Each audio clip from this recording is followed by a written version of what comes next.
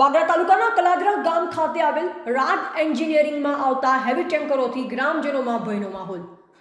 વાગરા તાલુકાના કલાદરા ગામ ખાતે આવેલ રાજ એન્જિનિયરિંગ કંપની દ્વારા એક મોટું ટેન્કર મંગાવવામાં આવે છે, જે કલાદરા ભેંસલી રોડને જોડતા સ્લેબવાળા નાળા પરથી પસાર કરવામાં આવે છે। આ નાળું 20 વર્ષ પહેલા બનાવવામાં આવેલ છે, જે નાળું વર્ષો જૂનું હોય, જેની કેપેસિટી ખૂબ જ ઓછી હોય, એટલે 20 થી 25 ટનની કેપેસિટીવાળા નાળા પર આ રાજ એન્જિનિયરિંગ કંપની દ્વારા બહારથી મંગાવવામાં આવતા ટેન્કરની કેપેસિટી લગભગ 114 ટન જેટલી હોય, જે અવારનવાર આ કંપનીમાં આવતું જતું હોય, જેને લઈ કલાદરા અને ભેંસલી ગામને જોડતો એકમાત્ર રોડ હોય, જેને ગ્રામ લોકો ઉપયોગમાં લેતા હોય। અવારનવાર કંપની સત્તાધીશોને આ બાબતે રજૂઆત કરવા છતાં પણ કંપની સત્તાધીશો આ બાબતે કોઈ પણ જાતની વાત ગ્રામજનોની સાંભળવા તૈયાર નથી અને પોતે પોતાના હાથ ઊંચા કરી એવું રટણ કરે છે કે આ કામ અમારું નથી, અમારે તો ઓર્ડરથી મંગાવવામાં આવેલા ટેન્કર ટ્રાન્સપોર્ટરનું હોય, જેને અમારે કંઈ લેવા દેવા નથી। જેથી કંપની સત્તાધીશોના આવા બે મતલબી જવાબોથી ગ્રામજનો રોષે ભરાઈ કંપનીના ગેટની સામે આવી આ ટેન્કરને પોતે રોકી રાખેલ છે। આવનાર દિવસમાં કંપની સત્તાધીશો આ બાબતે જરૂરી કાર્યવાહી કરી આવા હેવી વ્હીકલ બંધ નહીં કરાવે તો આવનાર દિવસમાં કંપની સામે ધરણા તેમજ પોલીસ વડાને યોગ્ય રજૂઆત કરવાની ચીમકી પણ ગ્રામજનો ઉચ્ચારી રહ્યા છે। જય હિન્દ જય ભારત।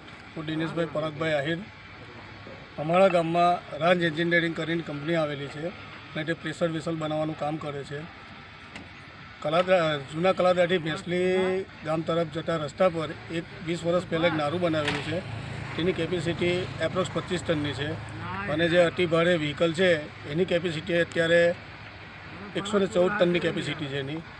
તો અત્યારે એ વ્હીકલ હવે કેટલા આગળ પણ વ્હીકલ 2-3 પસાર થયા છે। કંપનીના સત્તાધીશો દ્વારા મૌખિક રજૂઆત કરતાં એ લોકો કોઈ સારો રિસ્પોન્સ આપ્યો નથી।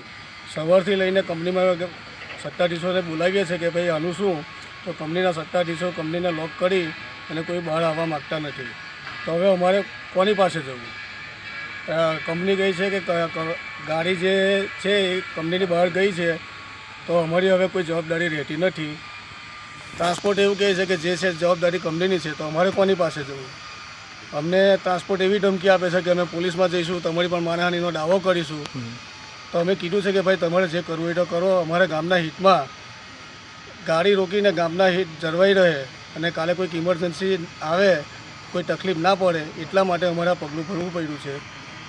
જય હિન્દ જય ભારત। જય હિન્દ જય ભારત।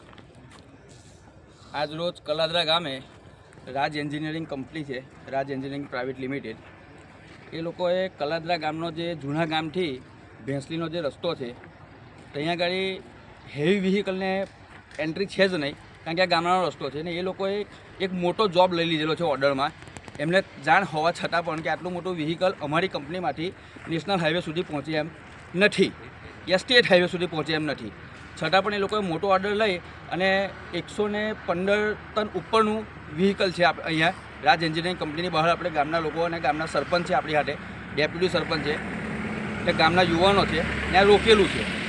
કંપની સત્તાધીશોને વાત કરવા છતાં એ લોકો કંઈ અમને કોઈ સારો રિસ્પોન્સ મળ્યો નથી। બીજી વસ્તુ કે આ જે રસ્તો છે જે જૂના કલાદરાથી ભેંસલી સુધીમાં, એની અંદર એક આજથી 20 વર્ષ પહેલાં એક નાળું બનાવવામાં આવેલું છે। હવે નાળાની કેપેસિટી અમારી જાણ મુજબ આજથી 20 વર્ષ પહેલાં એની 20 ટનની હતી, 20 થી 30 ટનની, તો આજે એને 20 વર્ષ થઈ ગયા છે ઓલરેડી, તો એની કેપેસિટી પણ અત્યારે એટલી છે નહીં કે આ મોટું વ્હીકલ ઉપરથી જાય અને સાઈડ એને કંઈ નુકસાન ના થાય। આજે નુકસાન થાય તો આજે જૂના કલાદરાથી ભેંસલી જવાવાળા માટે કોઈ બીજો વૈકલ્પિક રસ્તો નજીકમાં નથી। કોઈ મેડિકલ ઇમરજન્સી આવી તો એના માટે જવાબદારી કોણ રહેશે? રાજ એન્જિનિયરિંગવાળા ગેટ બંધ કરી અને બહાર અમને કોઈ જાતનો પંચાયત જાતે આવવા છતાં પણ એ લોકો અમને કોઈ રિસ્પોન્સ આપતા નથી। જય હિન્દ જય ભારત। રિપોર્ટર અંગુની જાકીર, સંબંધ ભારત ન્યૂઝ, ભરૂચ।